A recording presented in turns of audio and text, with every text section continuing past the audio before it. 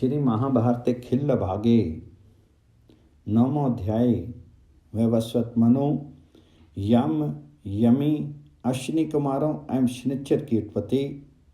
वैशंपायन जी कहते हैं, शत्रु दमन कश्यप जी से दक्ष की पुत्री में विवस्वान उत्पन्न हुए और त्वष्टा की पुत्री संज्ञा देवी उन विवस्वान सूर्य की भार्या हुई।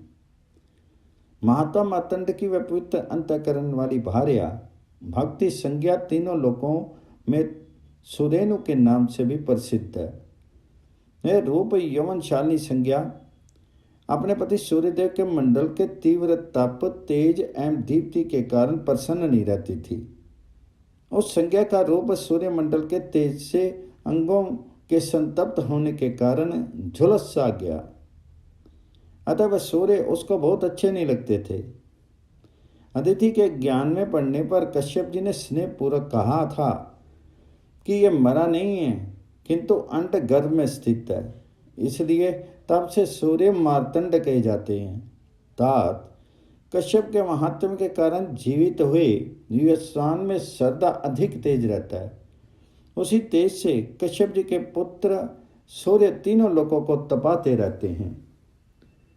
कुरुवंशी राजन, तपाने वालों में श्रेष्ठ आदित्य ने संज्ञा के गर्भ से 2 प्रजापति और 1 कन्या इन 3 संतानों को उत्पन्न किया।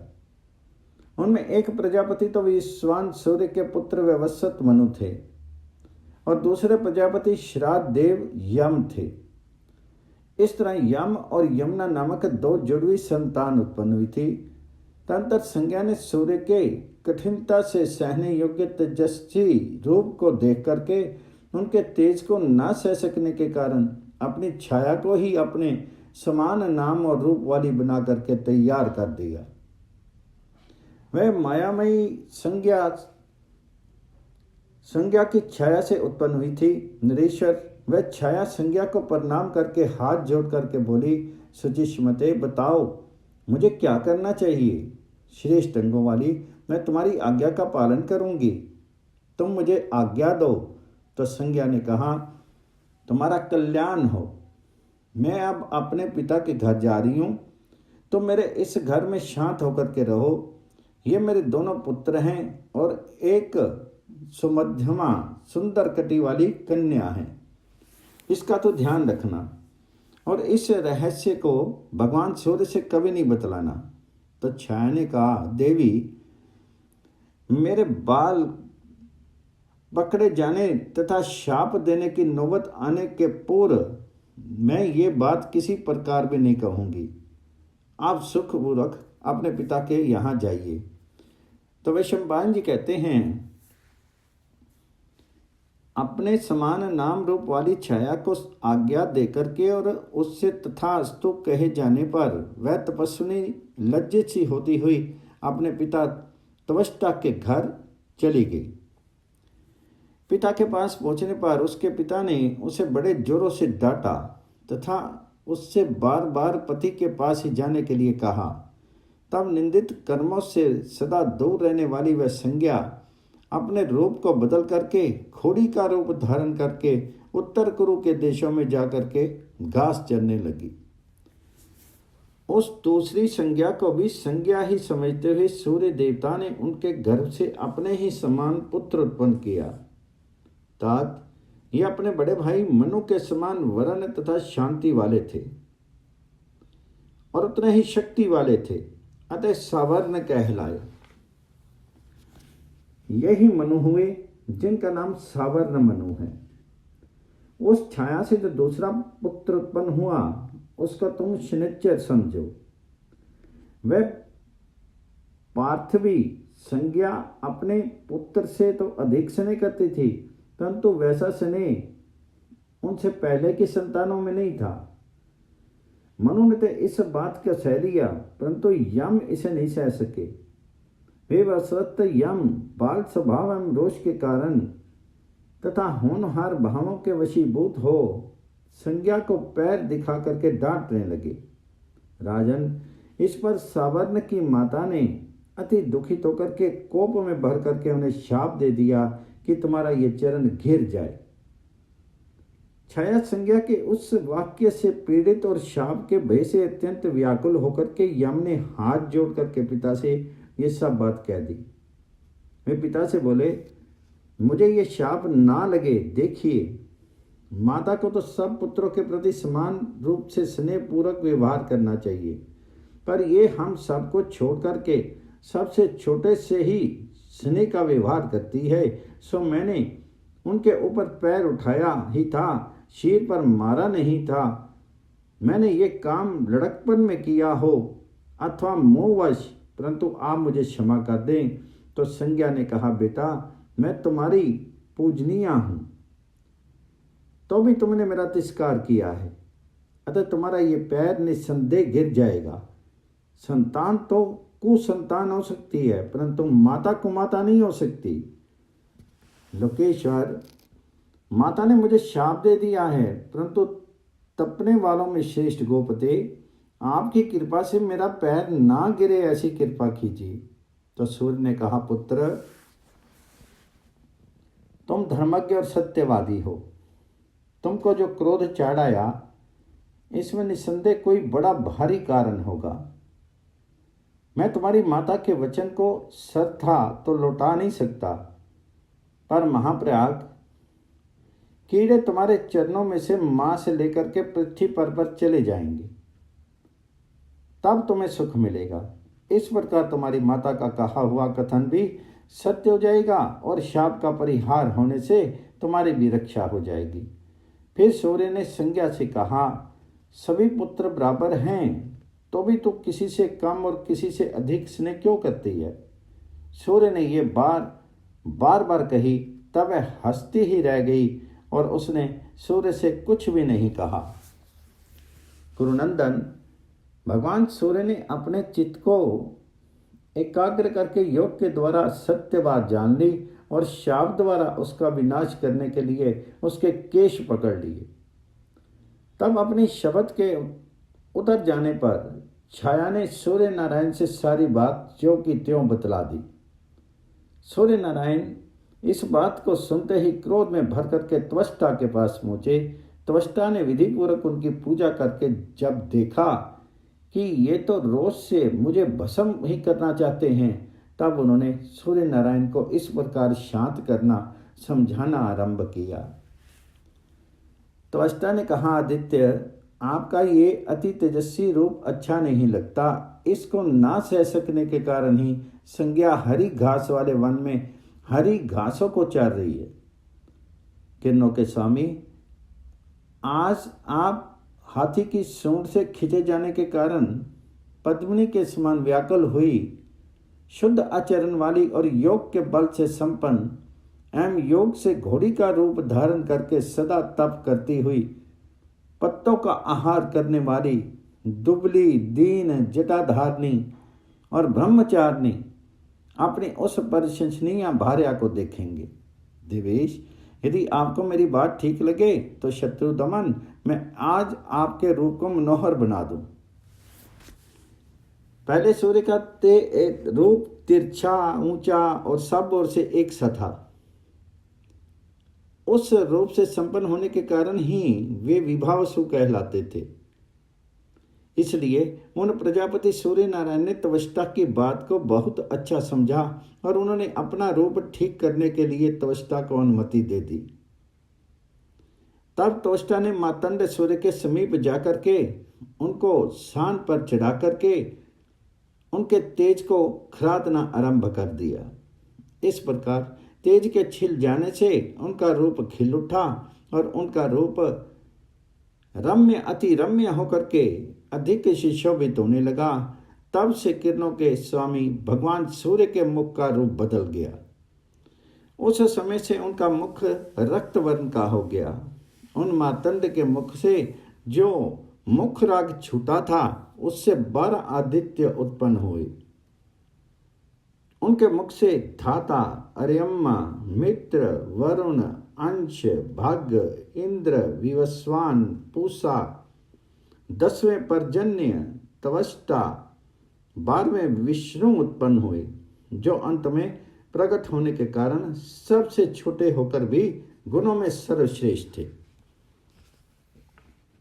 गंध, पुष्प, अलंकार और प्रकाशमान मुक्तों से शोभित अपने शीर से उत्पन्न हुए उन आदित्यों को देख करके भगवान सूर्य बड़े प्रसन्न हुए। इस प्रकार सूर्य नारायण पूजन करके त्वष्टा ने उनसे कहा, देव, अब आप अपनी पत्नी के पास जाइए। वह उत्तर कुरु देश में भ्रमण कर रही है और हरी घास से भरे हुए वन में घोड़ी का रूप धारण करके विचर रही है। तब सूर्यनारायण ने अपनी पत्नी के रूप के अनुसार घोड़े के समान विचरण करने के लिए घोड़े का ही रूप धारण कर लिया। उस समय सूर्य ने ध्यान से देखा तो उन्हें तेज और नियम के कारण सब भूतों से अदृश्य घोड़ी का रूप धारण करके किसी और से भी भय की आशंका न करके निर्भय होकर विचरती हुई अपनी भार्या संज्ञा दिख पड़ी। राजन, फिर तो घोड़े के रूप में भगवान सूर्य उनके मुख के समीप पहुंचे, पर वह पर पुरुष की आशंका से मैथुन के प्रति कूल चेष्टा करने लगी और सूर्य के वीर को उसने अपनी नाक पर से गिरा दिया। उससे वैद्यों में श्रेष्ठ अश्विनी कुमार नामक देवता उत्पन्न हुए। वे दोनों अश्विनी कुमार नासत्य और दस्त्र नाम से प्रसिद्ध हैं। भारत, ये दोनों 8वें प्रजापति मार्तंड के पुत्र हैं।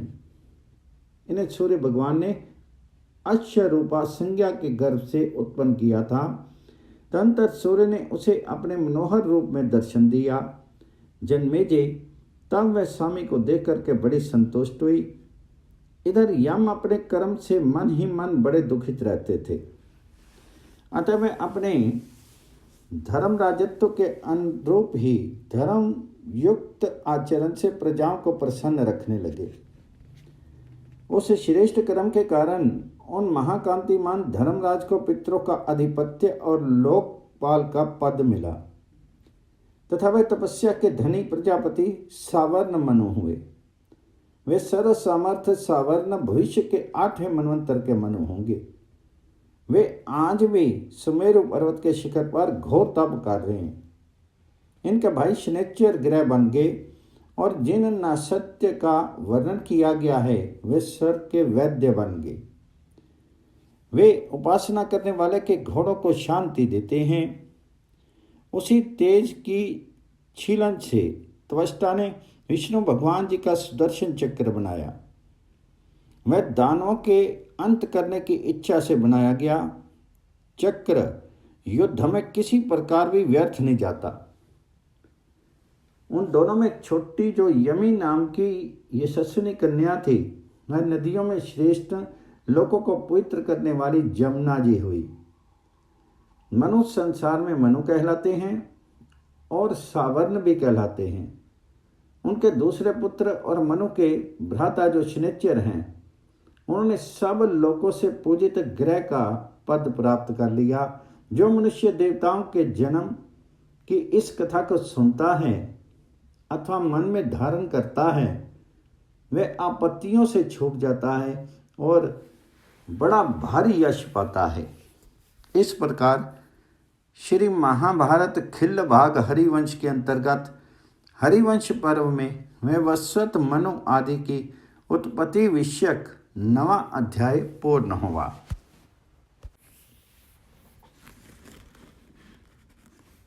श्री महाभारत खिल्ल भागे 10वां अध्याय। वैवस्वत मनु के वंशजों का वर्णन और पुरुरवा की उत्पत्ति। वैशंपायन जी कहते हैं, वैवस्वत मनु के उनके ही समान इक्ष्वाकु, नाभा, धृष्णु, शर्याति, नरिष्यंत, प्रांशु, 7वें नाभागृष्ट, करुष और पृष्ठधर, ये 9 पुत्र हुए। प्रजापालक इन 9 पुत्रों के उत्पन्न होने से पहले प्रजापति मनु ने पुत्र की कामना से मित्रा वरुण की इष्टि अर्थात यज्ञ की थी। जब ये इष्टि हो रही थी उस समय मुनि ने मित्रा वरुण के लिए आहुति दी। आहुति के संपन्न होने पर देवता, गंधर्व, मनुष्य और तपोधन मुनि परम प्रसन्न हुए और कहने लगे, अहो, इसका तपोबल आश्चर्यजनक है और उसका शास्त्रीय ज्ञान भी अद्भुत है। उस यज्ञ में दिव्य वस्त्रों को धारण किए हुए, दिव्य आभूषणों से विभूषित और दिव्य शीर वाली इला नामक कन्या उत्पन्न हुई थी, ऐसी ख्याति है। राजा मनु ने उस कन्या को इला कह करके पुकारा और कहा, भद्रे तो मेरे पीछे पीछे आ। तब पुत्र की कामना वाले प्रजापति को इला ने ये धर्म में उत्तर दिया। इला ने कहा, वक्ताओं में श्रेष्ठ, मैं धर्म की हत्या नहीं कर सकती, अन्यथा धर्म मुझे भी मार डालेगा। मैं मित्रा वरुण के अंश से उत्पन्न हुई हूं, अतः उनके ही पास जाऊंगी।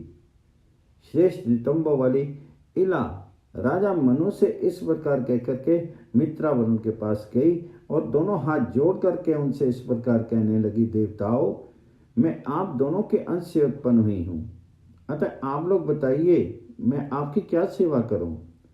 तो मनु जी ने मुझसे कहा है कि तुम मेरे पीछे पीछे आ। राजन, धर्मपरायण साध्वी इला के इस प्रकार कहने पर मित्रा और वरुण ने उनसे जो कुछ कहा था उसे सुनो। सुंदर कटी भाग वाली सुंदरी, तेरे इस धर्म विनय, इंद्रिय संयम और सत्य से हम दोनों तुम पर बहुत प्रसन्न हैं। महाभागे तो हमारी पुत्री रूप से प्रसिद्ध होगी और मनु का वंशधर पुत्र भी तू ही होगी।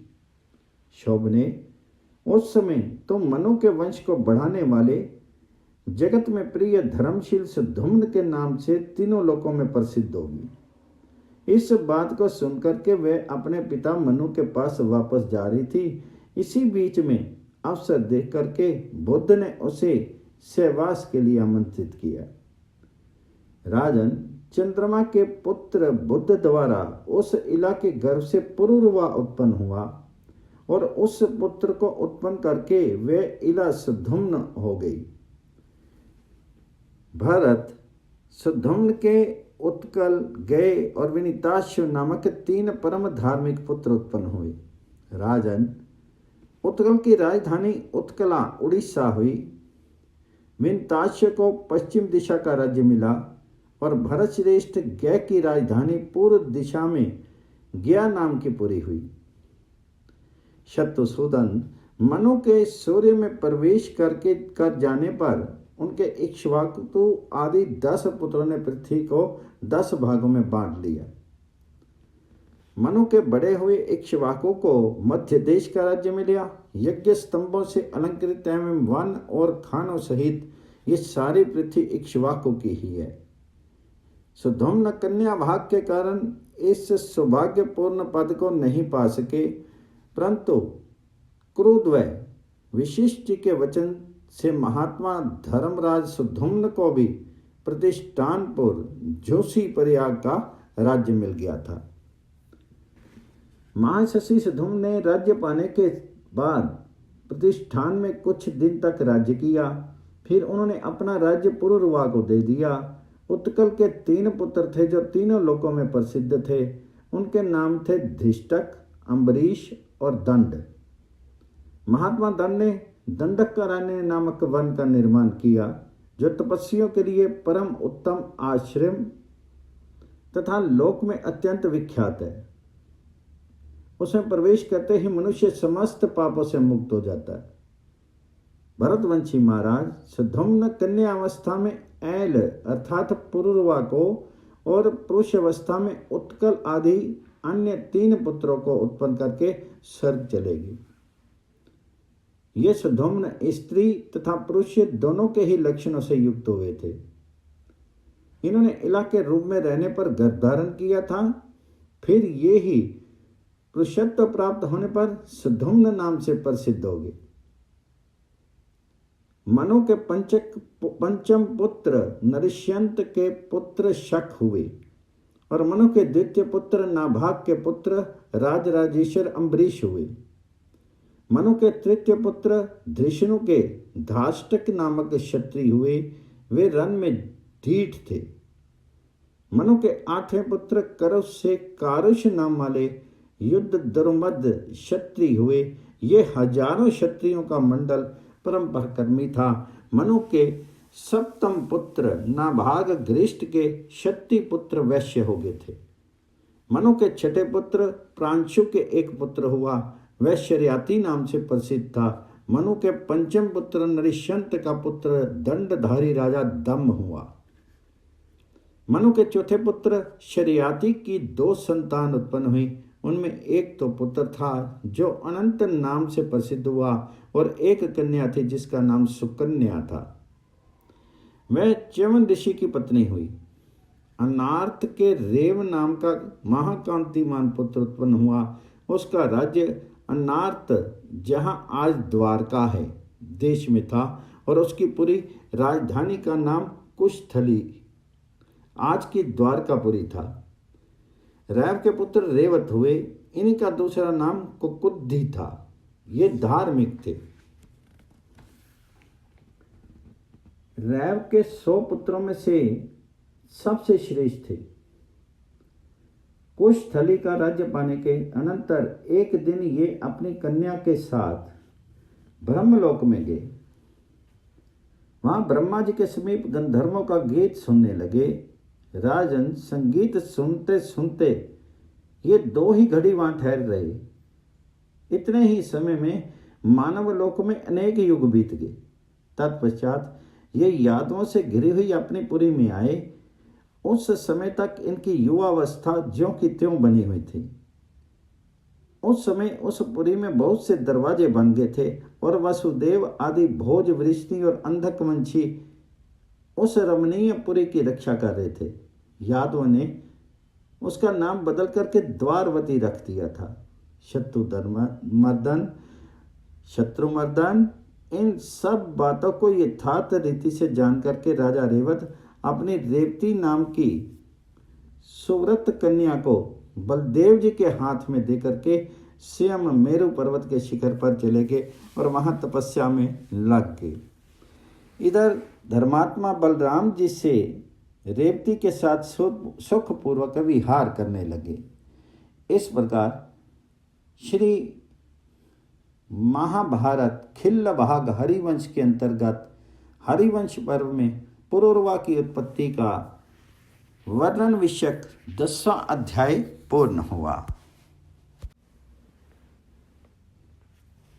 श्री महाभारते खिल्ल भागे 11 अध्याय धुंधुमार की कथा। जनबे ने पूछा, द्विजोत्तम, बहुत से युगों का समय बीत जाने पर भी रेवती और कुकुद्धि रेवत को बुढ़ापा क्यों नहीं व्याप्त हुआ? शर्याती के प्रपुत्र रेवत मेरु पर्वत पर चले गए, तब भी उनकी संतान आज तक पृथ्वी पर कैसे वर्तमान है? इस बात को मैं यथार्थ रीति से सुनना चाहता हूं। तो वह चंपायन जी ने उत्तर दिया, निष्पाप भरत श्रेष्ठ, ब्रह्मलोक में मृत्यु, भूख, प्यास और बुढ़ापा नहीं होते और वहां ऋतु चक्र भी अपना प्रभाव नहीं दिखाता। वहां तो सदा एक ही दशा रहती है। तात जब रेवत को कुद्धि ब्रह्मलोक को चले गए, तब यक्षों और राक्षसों ने कुशस्थली को नष्ट भ्रष्ट कर दिया। धर्मात्मा एवं महात्मा रेवत के भी भाई थे। वे राक्षसों से हारे नहीं, परंतु राक्षसों के बार बार आक्रमण करने के कारण अनेक दिशाओं में भाग गए। जब उनके 100 भाई भाग गए, तब उस कुल के अन्य क्षत्रिय भी राक्षसों के भय से भाग करके जहां तहां बस गए।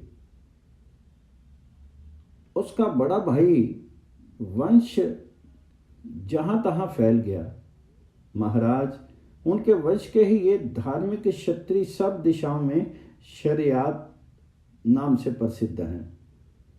भरत श्रेष्ठ कुरुनंदन, ये सब क्षत्रिय चारों ओर के पर्तों की कंदराओं में प्रविष्ट हो गए। नाभाग और अरिष्ट के पुत्र ये दोनों वैश्य होकर के पुनः ब्राह्मणत्व को प्राप्त हुए। करुष के कारुष नामक युद्ध दुर्मद क्षत्रिय उत्पन्न हुए। हमने सुना है कि मनु के छठे पुत्र प्रांशु के प्रजाति नाम का एक ही पुत्र उत्पन्न हुआ था। जन्मेजय, गुरु की गौ को मारने पर गुरु के शाप से पृष्ठधन शूद्रत्व को प्राप्त हो गया। यहाँ तक वैवस्वत मनु के 9 पुत्रों का मैंने वर्णन किया। मनु के छींकने से इक्ष्वाकु नामक पुत्र की उत्पत्ति हुई थी। उन इक्ष्वाकु के भी 100 पुत्र उत्पन्न हुए। वे सब के सब बड़ी बड़ी दक्षिणा देने वाले थे। उनमें सबसे बड़ा पुत्र विकुक्षी था। वह विकुक्षी विशाल कोख अर्थात वक्ष स्थल वाला होने से सर्था अयोध्या था, अर्थात उसके सामने कोई योद्धा ठहर नहीं सकता था। वही परम धार्मिक राजा विकुक्षी अयोध्या का स्वामी हुआ। उसके शकुनी आदि 50 उत्तम पुत्र थे। वे उत्तरापद देश में रहकर के उस देश की रक्षा करते थे। उसके शशाद आदि 48 पुत्र दक्षिण दिशा में रह करके दक्षिण दिशा की रक्षा करते थे। महाबली इक्ष्वाकु ने अष्ट का श्राद्ध के लिए अपने पुत्र विकुक्षी को आज्ञा दी कि तुम मृग नामक कंद विशेष को काट करके श्राद्ध के लिए उसका गू डाला। विकुक्षी ने श्राद्ध कर्म के लिए नियत किए हुए कंद विशेष को श्राद्ध पूर्ण होने से पहले ही खा करके उच्छिष्ट कर दिया और शिकार करके वापस लौट आया। उस समय इक्ष्वाकु ने वशिष्ठ जी के कहने से शिष्याद को त्याग दिया। फिर इक्ष्वाकु के मरने पर शिष्याद नगर में आया और राज्य का स्वामी बनकर के राज्य करने लगा। शिष्याद के कुकुत्स नाम वाला वीरवान पुत्र उत्पन्न हुआ। उससे पहले देवासुर संग्राम में इंद्र ने स्मरण किया था। उस समय उसने इंद्र को बैल बना करके उनके कुकद पीठ पर बैठ करके असुरों को जीता था, इसलिए उनका नाम कुकुत्स हुआ। कुकुत्स के अनेक नामक पुत्र हुआ और अनेना का पुत्र पृथु हुआ। पृथु के विष्टाश्च और विष्टाश्च के आर्द्र नामक पुत्र उत्पन्न हुआ। आर्द्र के युवनाश और युवनाश का पुत्र श्राव हुआ। ये श्रावस्तक नाम धारण करके राज सिंहासन पर बैठा।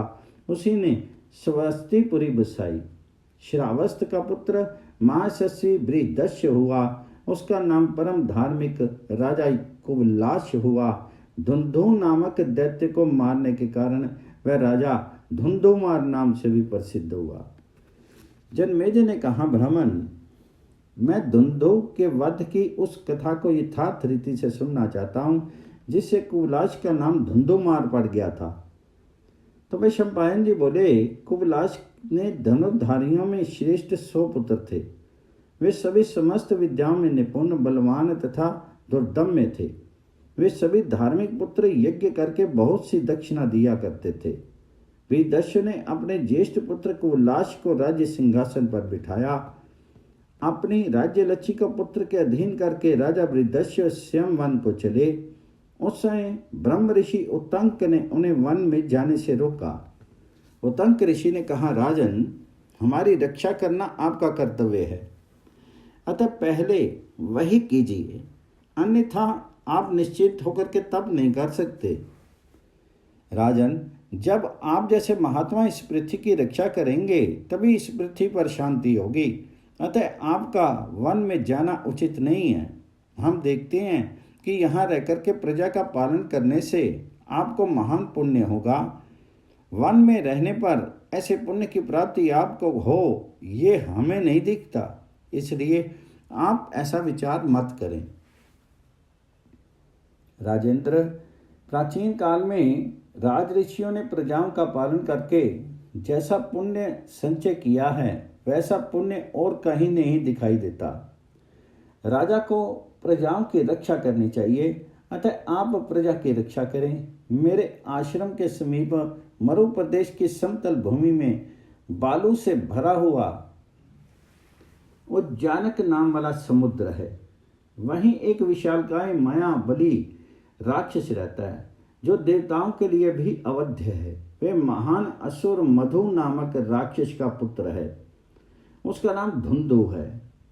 वह महापृथ्वी के भीतर बालू में छिप करके सोता है और संपूर्ण लोगों का संहार करने के लिए कठोर तपस्या कर रहा है। मैं 1 वर्ष बीतने पर जब बड़े जोर से सांस छोड़ता है, उस समय पर्वत एवं वनों सहित सारी पृथ्वी डोलने लगती है। उसके श्वास की वायु से बड़ी भारी धूलि उठती है जो सूर्य के मार्ग को भी ढक लेती है। साथ ही 1 सप्ताह तक भूकंप होता रहता है। तात उस समय पृथ्वी में से चिंगारियां, अंगारे और अत्यंत दारुण धुएं निकलने लगते हैं। इसलिए तात मैं अपने आश्रम में सुखपूर्वक नहीं रह सकता। आप लोगों का हित करने की इच्छा से उस विशाल शीर वाले दैत्य का संहार करें। आज उस असुर के मारे जाने पर सब लोग सुखी हो जाएंगे। पृथ्वी पते एक आप ही उसका वध कर सकते हैं, क्योंकि निष्पाप नरेश भगवान विष्णु ने पहले युग में मुझे एक वर दिया था। भगवान के उस वरदान के अनुसार जबकि अयोध्या के राजा आप इस महाबली भयंकर दानव का संहार करेंगे, अपने तेज को वैष्णव तेज से परिपुष्ट कर लेंगे। पृथ्वीपाल महातेजस्वी धंधों को अल्प तेज वाला पुरुष 100 वर्षों में भी नहीं मार सकता। उसमें इतना अधिक बल है कि देवताओं के लिए भी उसे दबाना कठिन है। महात्मा उत्तंक ने जब उस राजऋषि से इस प्रकार कहा, तब उन्होंने धुंधु दैत्य को नष्ट करने के लिए अपने पुत्र कोलाश को उसकी सेवा में दे दिया। बृहदस्यु ने कहा, भगवान मैंने तो शस्त्र त्याग दिए हैं, किंतु द्विश्रेष्ठ ये मेरा पुत्र है, आपको समर्पित है, ये अत्यंत अवश्य धुंधुमार होगा। ये कहकर के प्रशंसनीय व्रत वाले वे राजऋषि अपने पुत्र को धुंधु का वध करने की आज्ञा देकर के स्वयं तप करने के लिए पर्वत पर चले गए। तब राजा कुलाश अपने 100 पुत्रों और उत्तंक को साथ लेकर के धुंधु को दंड देने के लिए चल दिए। उस समय भगवान विष्णु उत्तंक ऋषि की प्रेरणा से लोगों का हित करने के लिए अपने तेज स्वरूप से उस राजा के शीर में प्रविष्ट हो गए। तब उस दुर्धर्ष राजा के प्रस्थान करने पर आकाश से गंभीर वाणी सुनाई दी कि ये श्रीमान राजा अवध्य है, आज इसके हाथ से धुंधु अवश्य मारा जाएगा। तदनंतर देवताओं ने अपनी धुंधुमियां बजा करके उसके ऊपर चारों ओर से दिव्य पुष्पों की वर्षा की। विजय पाने वालों में श्रेष्ठ व वीरवान राजा अपने पुत्रों के साथ वहां पहुंच करके अपार रेत से भरे हुए समुद्र को खुदवाने लगे। वे महाबली राजा भगवान नारायण के तेज से पुष्ट होने के कारण और भी अधिक तेजस्वी हो गए। धरती खोदते हुए कुबलाश पुत्रों ने बालू के भीतर छिपे हुए धुंधु का पता लगा लिया। वह पश्चिम दिशा को घेर करके पड़ा था। धुंधु अपने मुख की आग से संपूर्ण लोगों का संहार सा करता हुआ जल का स्तोत्र बहाने लगा। जैसे चंद्रमा के उदय काल में समुद्र में ज्वार आता है, उसी की उताल तरंगे बढ़ने लगती हैं, उसी प्रकार वहां धारा, लहर और कीचड़ से युक्त महान जल स्तोत्र वेग पूर्वक बढ़ने लगा। उस राक्षस ने कुलाश के 100 पुत्रों में से 3 को छोड़ करके शेष सब को अपनी मुखाग्नि में जला करके भस्म कर दिया। गुरुनंदन, तब धुंधु का संहार करने के लिए आए हुए वे महातेजस्वी राजा उस महाबली राक्षस के सामने पहुंचे। फिर उन योगी नरेश ने योग के प्रभाव से उनके जल में वेग को पी लिया तथा जल से अग्नि को शांत कर दिया। इस प्रकार उस विशाल शीर वाले जल राक्षस को बलपूर्वक मार करके राजा ने अपना काम पूर्ण करके उस मारे हुए राक्षस को उत्तंक ऋषि को दिखाया। उस समय उत्तंक ने उन महात्मा राजा को वरदान दिया कि आपके पास आश्रम धन रहेगा तथा शत्रु के आप कभी पराजित नहीं होंगे। धर्म पर आपकी श्रद्धा बनी रहेगी और आप अनंत काल तक स्वर्ग में रहेंगे। साथ ही राक्षस ने आपके जिन पुत्रों को मारा है उन्हें भी स्वर्ग में अक्षय लोक मिलेंगे।